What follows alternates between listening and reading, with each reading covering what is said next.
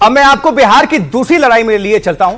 यहां पर चेहरा बनने का चक्कर चल रहा है। जी हां, महागठबंधन की फ्रेंडली फाइट में आज क्या हुआ यह शायद आपको पता होगा, लेकिन यह क्यों और कैसे हुआ मैं आपको यह बताऊंगा। आज की हमारी इस कहानी में कई किरदार हैं।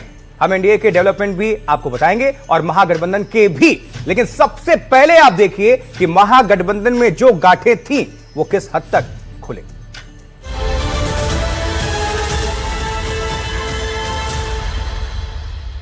खड़गे साहब, राहुल गांधी जी और तमाम जो साथी बैठे हमारे, इन सब की राय लेकर के हम लोगों ने तय किया है इस चुनाव में अगले मुख्यमंत्री चेहरे के रूप में तेजस्वी यादव जी को हम लोग सपोर्ट करते हैं,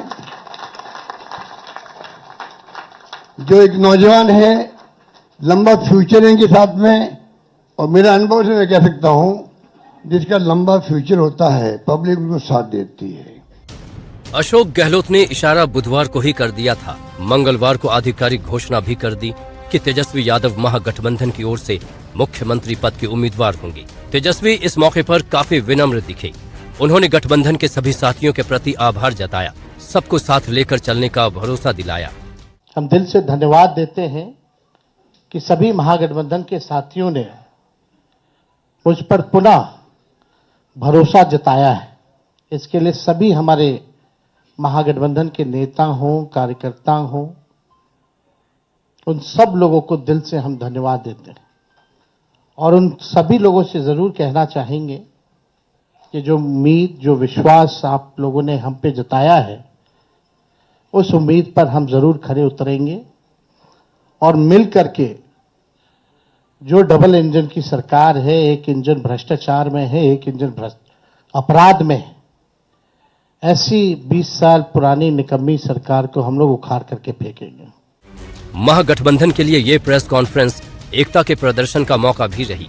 सभी नेताओं ने हाथ उठाकर ये एकता दिखाई।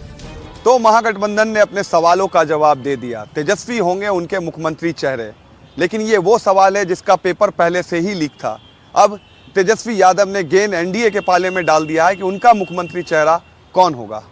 अब यही सवाल पलटकर तेजस्वी ने पूछ लिया, एनडीए नीतीश के नाम की आधिकारिक घोषणा कब करेगा?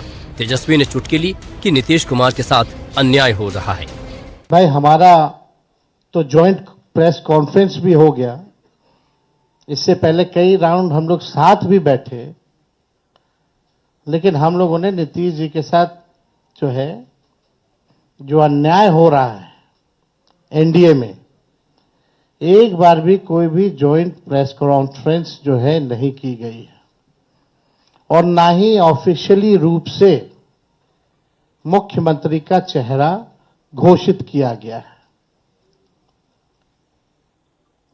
तो हम लोग तो शुरू दिन से ही कह रहे थे कि भाजपा के लोग नीतीश जी को दोबारा मुख्यमंत्री नहीं बनाएंगे। इस प्रेस कॉन्फ्रेंस पर एनडीए की भी नजर थी। इसके फौरन बाद रविशंकर प्रसाद ने एनडीए की ओर से मोर्चा संभाला। इसे बहुत ढीली प्रेस कॉन्फ्रेंस करार दिया। लालू परिवार के भ्रष्टाचार की याद दिलाई। ताना कसा के गठबंधन 243 में 255 सीटों पर चुनाव लड़ रहा है, लेकिन सबसे पहले पूछा कि महागठबंधन के पोस्टर पर राहुल गांधी का चेहरा क्यों नहीं है। मित्रों, आज उनकी प्रेस हुई महागठबंधन की, तो प्रेस ने जितने सवालों का निराकरण नहीं किया, उतने ही सवाल खड़े हो गए। आज हम लोग देख रहे थे कि उस प्रेस से राहुल गांधी की तस्वीर गायब थी। क्या हो गया? हर पार्टियों के निशान जरूर थे, लेकिन राहुल गांधी की तस्वीर नहीं थी। अब इसका क्या कहा जाए तो पता नहीं है, लेकिन ये कौन सा गठबंधन है कि 243 सीट है और 255 सीट पर चुनाव लड़ रहा है? आरजेडी, आर का मतलब रंगदारी, जे का मतलब जंगल राज और द का मतलब दादागिरी। ये आरजेडी है। इससे बचकर रहना, ये हाथी के दांत दिखाने के और खाने के और है। जो लोग मां बहनों की इज्जत नहीं कर सकते हो, वो सुरक्षा देंगे। फिलहाल महागठबंधन ने एक बड़े सवाल का जवाब दे दिया है और इसी के साथ एनडीए के लिए कुछ चिंता भी बढ़ा दी है। इस औपचारिक घोषणा ने यह साफ कर दिया कि अगर बिहार में महागठबंधन की सरकार बनती है तो तेजस्वी यादव ही इसके मुख्यमंत्री होंगे। और इस घोषणा ने महागठबंधन पर हो रहे लगातार हमले की गुंजाइश को भी खत्म कर दिया और तेजस्वी यादव को नीतीश कुमार के समकक्ष लाकर खड़ा कर दिया। अब गेंद एनडीए के पाले में है कि वो इसका क्या जवाब देती है। पटना से प्रभाकर कुमार, एनडीटीवी। देखिए, तेजस्वी यादव सीएम फेस तो बन गए, लेकिन महागठबंधन से सवाल कई हैं। जैसे पहला सवाल, कांग्रेस के कोटे से किसी को डिप्टी सीएम बनाएंगे?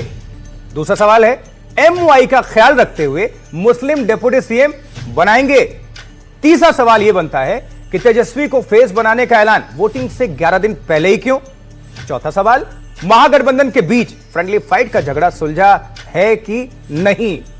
और पांचवा सवाल यह है कि टिकट को लेकर कांग्रेस में जो असंतोष है उससे कैसे निपटेंगे? और छठा प्रश्न यह बनता है कि राहुल गांधी सहयोगियों से तालमेल बैठाने में नाकाम हो जाते हैं? प्रश्न। अब आगे बढ़ते हैं। देखिए, कल प्रधानमंत्री नरेंद्र मोदी बिहार पहुंचेंगे। यहां पर कर्पूरी ठाकुर के गांव जाएंगे। कर्पूरी ठाकुर को भारत रत्न से सम्मानित किया जा चुका है। प्रधानमंत्री के कैंपेन में ईबीसी और ओबीसी सबसे आगे हैं। तो महागठबंधन ने मुकेश सहनी पर दांव खेला है, क्योंकि राहुल गांधी लगातार ईबीसी वोट बैंक पर जोर दे रहे हैं। लेकिन डिप्टी सीएम के लिए सहनी के नाम का ऐलान आज का सबसे बड़ा सरप्राइज था। महागठबंधन की राजनीति में बिहार में एक से ज्यादा उप मुख्यमंत्री होंगे, यह ख्याल सबको था, लेकिन एक की घोषणा आज क्यों हो गई? इसे समझने के लिए एनडीटीवी की इनसाइड स्टोरी आपके लिए।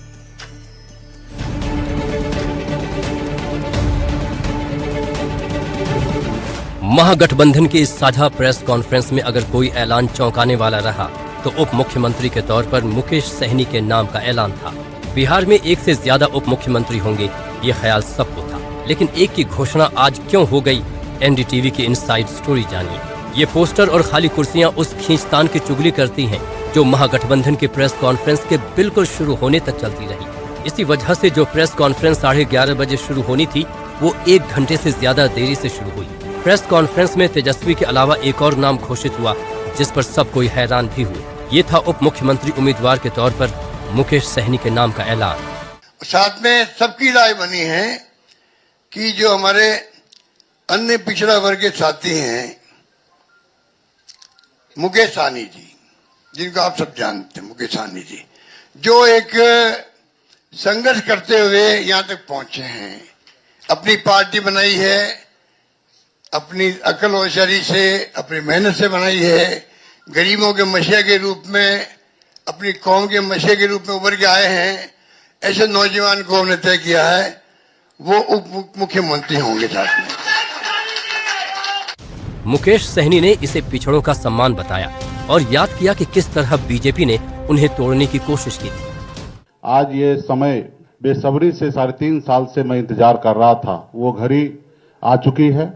सिर्फ वीआईपी पार्टी नहीं, मुकेश सहनी नहीं, लाखों कार्यकर्ता वीआईपी का आज मजबूती से समय का इंतजार कर रहे थे कि भाजपा ने जिस तरीके से हमारे पार्टी को तोड़ा, हमारे विधायक को खरीदा और एक गलती पिछड़ा मल्ला का बेटा को रोड पे ला दिया, उस समय से लगातार पूरे बिहार में हाथ में गंगा जल लेकर संकल्प पूरे बिहार में हमने किया था कि भाजपा को जब तक हम तोड़ेंगे नहीं तब तक छोड़ेंगे नहीं। लेकिन मुकेश सहनी का नाम अचानक कहां से आया? महागठबंधन के विश्वसनीय सूत्रों से एनडीटीवी को ये पूरी कहानी मिली है। पटना के जिस होटल मौर्या में ये प्रेस कॉन्फ्रेंस हुई उसके अलग अलग कमरों में ये कहानी चलती रही। मुकेश सहनी भी होटल मौर्या में ही रुके हुए थे, लेकिन वो प्रेस कॉन्फ्रेंस में जाने को तैयार नहीं थे। उनका कहना था कि उन्हें उप मुख्यमंत्री उम्मीदवार घोषित किया जाए। आखिर इसीलिए उन्होंने 25 सीटों से कम पर चुनाव लड़ने को हामी भरी। इसके बाद तेजस्वी और अशोक गहलोत ने उन्हें बुलाकर बात की। मुकेश सहनी का कहना था कि वो ऐसी घोषणा के बिना अपने मल्लाह वोटरों के बीच कैसे जाएंगे। इसके बाद पटना से दिल्ली तक फोन घनघनाने लगे, चर्चाओं का नया दौर चल पड़ा। अशोक गहलोत ने कृष्णा अल्लावरू से बात की, उन्होंने दिल्ली में आला कमान से भी बात की। आला कमान ने संदेश दिया कि सहनी की बात मान लेनी चाहिए। सीपीएम माले नेता दीपंकर भट्टाचार्य को भी बुलाया गया, जो 1 घंटे से प्रेस कॉन्फ्रेंस के लिए बैठे हुए थे। भट्टाचार्य ने मुकेश सहनी की उम्मीदवारी का विरोध नहीं किया। इस तरह उनकी उम्मीदवारी का रास्ता साफ हो गया। हालांकि एनडीटीवी से बातचीत में मुकेश सहनी दबाव बनाने की बात से इनकार करते रहे, लेकिन उनकी मुस्कुराहट राज खोलती रही। प्रेस कॉन्फ्रेंस भी आपके चलते 1 घंटे डिले हुआ है, आपको मनाने में लोग लगे रहे। नहीं, ऐसी कोई बात नहीं है। कुछ नहीं, ऐसी बात नहीं, बहुत ऐसी चीजें हैं जिसके कारण थोड़ा सा आगे पीछे हुआ है। बट मेरे आपकी मुस्कुराहट जो है उसका जवाब दे रही है। 1 घंटा आपके चलते प्रेस कॉन्फ्रेंस डिले हुआ क्योंकि आप मान ही नहीं रहे थे। हम लोग बोलते हैं ना रूस गए थे, तो आप रूस गए थे। नाराज तो पहले से डे 1 से क्लियर है, और सीट को लेके कुछ जगह पे जो फ्रेंडली फाइट है वो सब चीज को लेके थोड़ा सा बात हो रहा था, और मुझे लगा वो भी क्लियर हो गया है। ये सवाल हालांकि बचा हुआ है कि क्या उप मुख्यमंत्री पद के और भी उम्मीदवार होंगे, क्या कांग्रेस या लेफ्ट फ्रंट से भी कोई उम्मीदवार होगा। कांग्रेस ने फिलहाल इस सवाल को टाल दिया, तो सीपीएम माले ने कहा वो ऐसी रेस में नहीं।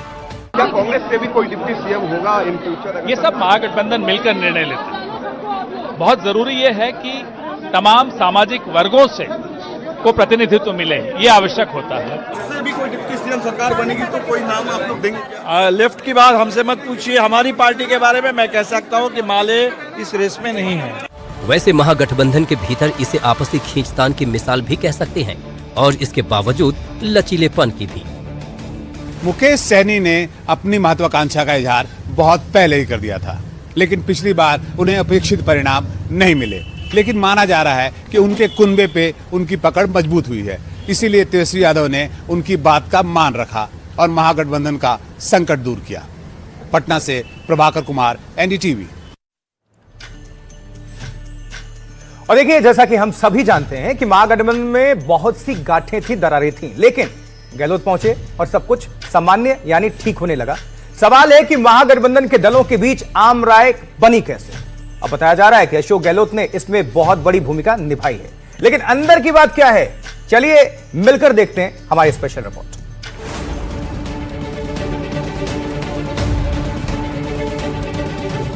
कांग्रेस और आरजेडी के बीच सब कुछ ठीक हुए बिना महागठबंधन के समीकरण सुधरने वाले नहीं थे, लेकिन ये हुआ कैसे। सूत्रों के मुताबिक अशोक गहलोत ने कांग्रेस के बिहारी प्रभारी कृष्णा अल्लावरू को समझाया कि बिहार में आरजेडी की स्थिति मजबूत है, इसलिए थोड़ा झुकने में ही समझदारी है। तेजस्वी ने भी भरोसा दिया कि कांग्रेस को बराबर सम्मान मिलेगा और प्रचार में दोनों दल एक साथ नजर आएंगे। इस बैठक में तेजस्वी यादव को महागठबंधन के मुख्य स्टार प्रचारक के रूप में पेश करने पर भी सहमति बनी। कांग्रेस की ओर से कहा गया कि तेजस्वी को युवा चेहरा बनाकर पेश करने से गठबंधन को फायदा होगा।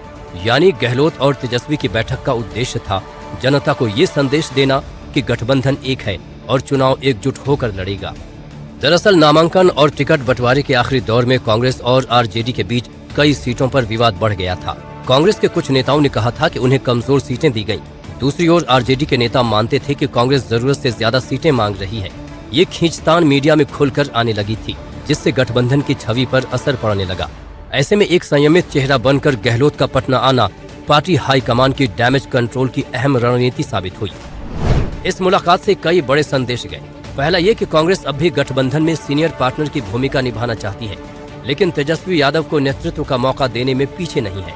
दूसरा, बिहार की राजनीति में गहलोत जैसे अनुभवी नेता की मौजूदगी से कांग्रेस को स्थिर और जिम्मेदार पार्टी के रूप में दिखाने का मौका मिला।